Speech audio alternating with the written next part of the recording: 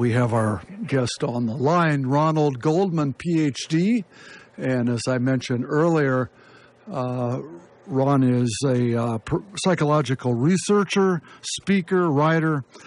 He identifies early experiences of the human individual associated with personal, social, and political problems. We're going to talk about the psychology of politics, and we are going to start with the word early because we need to define that because he goes way back with this. Let me warn you right now. All right, Ron, welcome to WSB. Welcome to Everything is Broken. Thank you very much, Jim. Happy to be with you. Super. We got a great connection today. We had a little trouble yesterday. It must have been the weather coming in. Ron, we've gone over your bio a little bit, and I think let's just hear a little more informally. Where did this all start for you? Where were you born and raised? Where'd you go to school? That kind of stuff. Well, I grew up in Brookline, Massachusetts. Went to Columbia University and eventually returned to school some years later because I got interested in psychology. And what contributed to that was I was invited to attend a family ritual circumcision, which is not uncommon in the Jewish community. And my experience there was very distressing. This is done in the living room with dozens of people around, and the infant was screaming at the top of his lungs for over 20 minutes while his genitals were being cut, and it impressed me deeply. I wanted to get out of there as quick as I could, and so I went back and studied psychology, and actually wrote my dissertation on circumcision, and later wrote a book called Circumcision: The Hidden Trauma. And then after that, I founded a nonprofit educational organization called the Circumcision Resource Center. So, and this got me started in looking into other early childhood experiences, and I just basically saw lots of evidence that as a culture, we avoid thinking about these things, feeling these things, and keep committing the same actions and behaviors generation after generation. And I mean, this is somewhat of a human trait. If we're traumatized early in life, we tend to repeat that trauma later on the next generation. Okay. So my effort here is to try to raise awareness about some of these things and encourage people to make more informed choices. Good. Remind me at the end to come back to the center and its mission and philosophy. And the website, by the way, is circumcision.org, if I'm not mistaken. Yeah, there it is. Okay. We're talking about early experiences, in this case, infancy. And in this case, tied to religious rituals. What do we know about infants as to what they recall, or what they, how they internalize trauma? Or well, that's a good question. Actually, what happens here is the body remembers what the mind forgets. Most of us don't remember much of what we experienced before the ages of, say, 3, 4, 5 years old. But when we experience trauma, that's an emotional and body experience, and we have to protect ourselves somehow from this overwhelming experience. And partly what we do is we psychologically separate ourselves from the experience. We can't escape physically, so we escape psychologically. And then, so the memory of the traumatic event becomes repressed out of consciousness, gets stored in the body in the form of tension, and can affect our behavior later. So it's been found, for example, in studies of infants, that those infants that have an angry temperament are also generally found to be the same individuals that express aggression at age 7.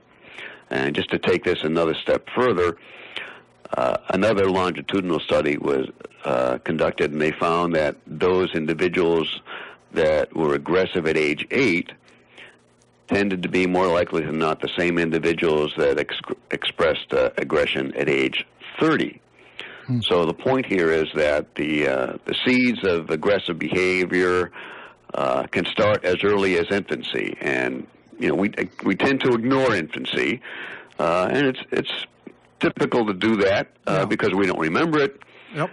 And but it creates big problems because then we do things to infants, which we'll be talking about. Okay, I want to move on to politics, but perhaps because my career is in healthcare, I have to ask this one. When we store tension in the body, that usually manifests itself. Heart disease comes to mind. Is there research out there that has studied circumcised and uncircumcised males relative to longevity, chronic disease, all of that? Well, here's the problem with circumcision. We have a strong cultural bias to want to believe that circumcision is a good thing or at worst harmless. Okay.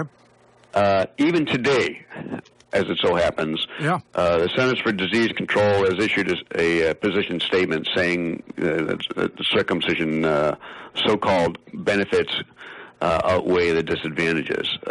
And I could go on and on about critiquing that, but I know we have a limited amount of time. The point is that it's another example of our cultural bias to want to believe that circumcision is a good thing. And you can't trust the authorities on this because they have a long record going back over 100 years of coming up with potential claims about circumcision preventing or treating certain diseases or afflictions, and basically, historically, they've all been refuted. And the rest of the world thinks we're crazy to be doing this, quite frankly, circumcising. So it's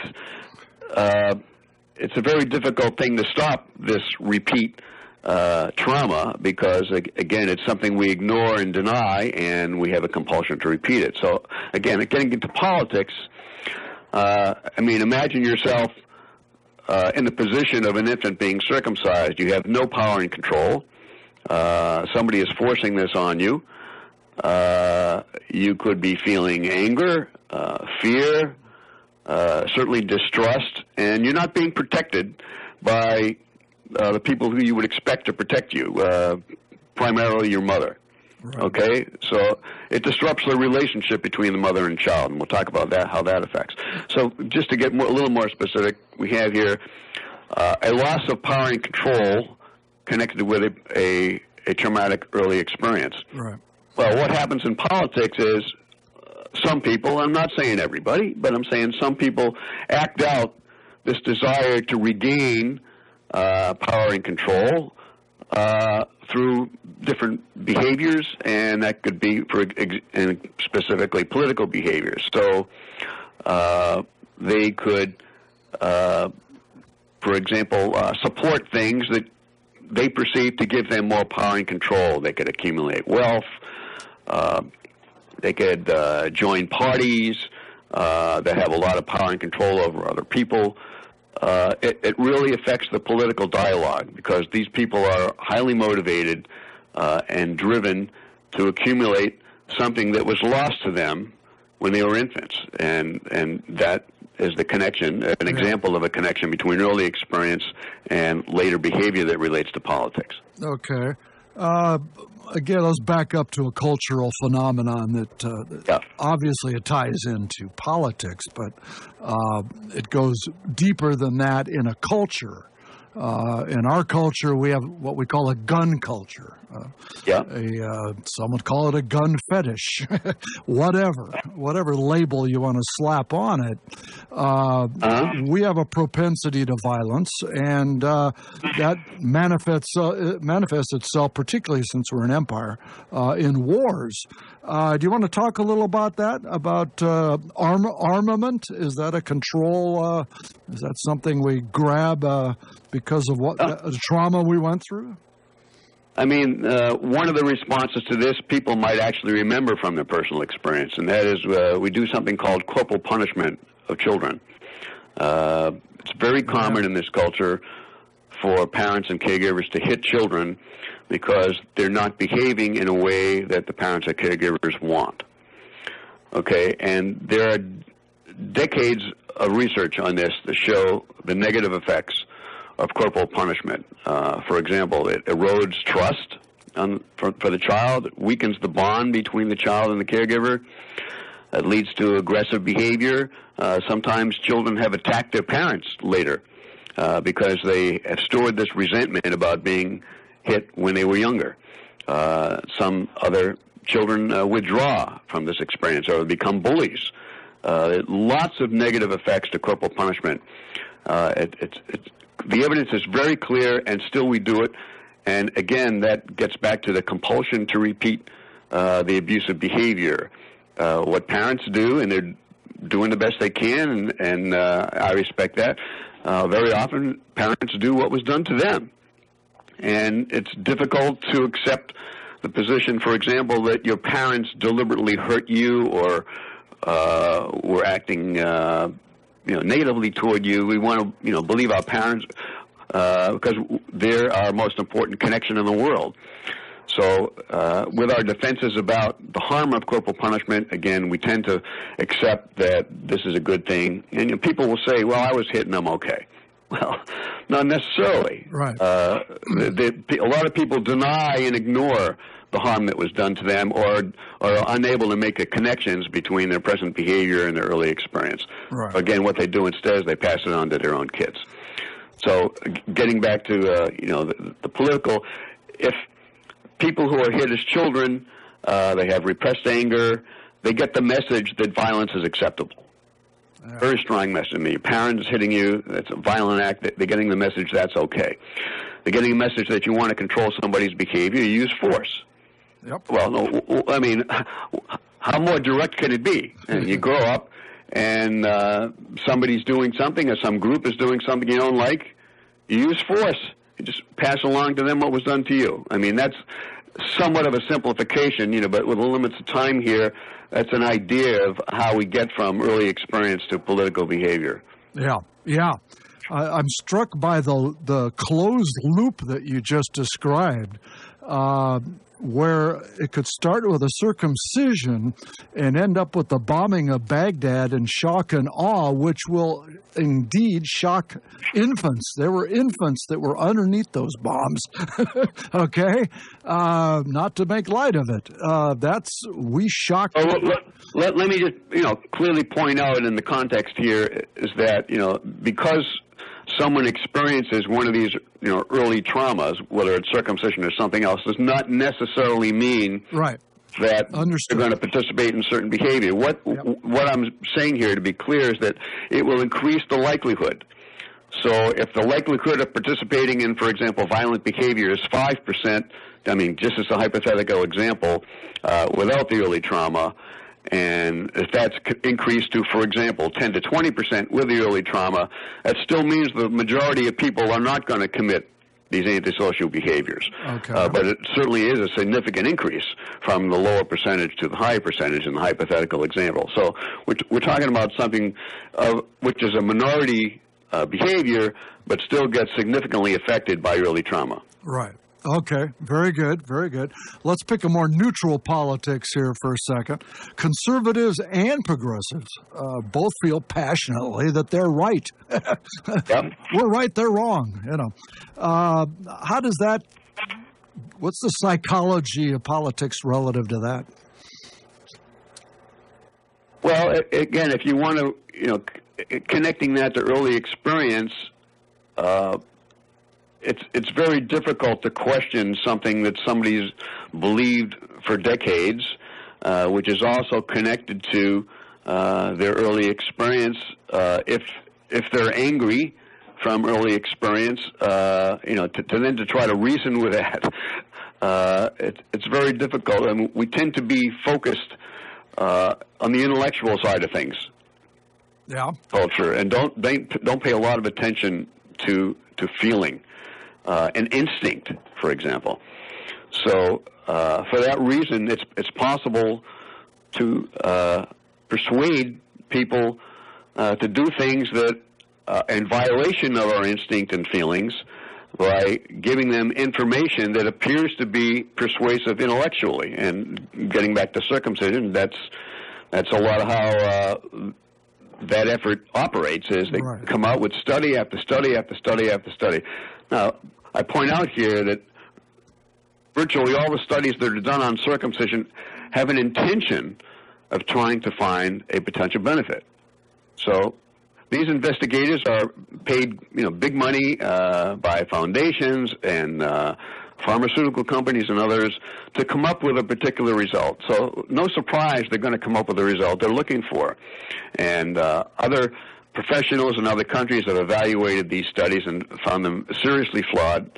And it's possible to manipulate the results to come up with any result people want. So we end up repeating these traumas and acting out the behaviors that are related to either the suppressed feelings or the unfulfilled needs. For example, we have a need for high self-esteem. All right.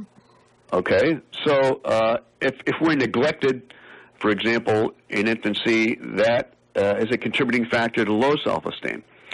So if that happens to somebody and in adulthood, they want to try to support their self-esteem, people can try to, for example, accumulate material possessions. They can be very judgmental of others who are different from them.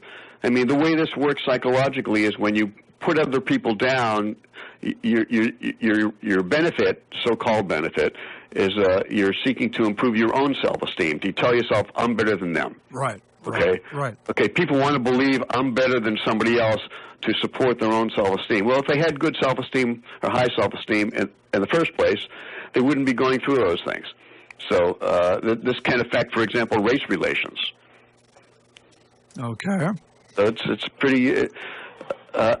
It takes some effort to get to the psychological origins of these things, and it takes even more effort to try to change them. But if we don't do that, we end up going around the merry-go-round, so to speak, the repeating cycle, as you said, of these behaviors being passed on from one generation to the next, and as we recognize, it's very difficult to change these behaviors and values once they're deeply embedded. So my approach here is let's prevent them in the first place. The cultural rituals that were handed by, back to the circumcision example, the Judeo-Christian culture, if we've got the Pope saying one thing and we have the community rabbis saying the same similar message, we respond to some people respond to authority in that same manner, like I think you were touching on propaganda there, or dogma in the case of religion. It's pretty strong and persuasive, right, to go against our feelings and instincts. Well, it is, and the example is we're more likely to accept the opinions of authorities if we're not feeling our truth inside. Uh-huh. So the way we get disconnected from our inner truth and instincts is, again, some of these early traumas. Right. Because we can't repress feelings and experiences that are overwhelming without it having a general effect on our ability to express emotion and feel emotion. Many men who are circumcised, for example, note that they have reduced emotional expression. That happens to be something that women notice about men in this culture. And women who, for example, from Europe, who come over to the United States, notice a difference in American men about that. About what? I'm sorry, I missed that. About a reduced level of emotional expression. Uh-huh. And then that contributes to our cultural value to evaluate things intellectually rather than emotionally or instinctually. Uh-huh. Uh-huh. So it's all kind of tied together that way, with early experience, feelings, repressed feelings, and values as we move into adulthood. Yeah, I think you're giving a little too much credit on the word intellectual, because the dumbing down of our culture has been coming from the side that wants us to behave and not act out and all of that. So, what I mean there is that the presumed authorities tend to justify and defend certain positions by coming up.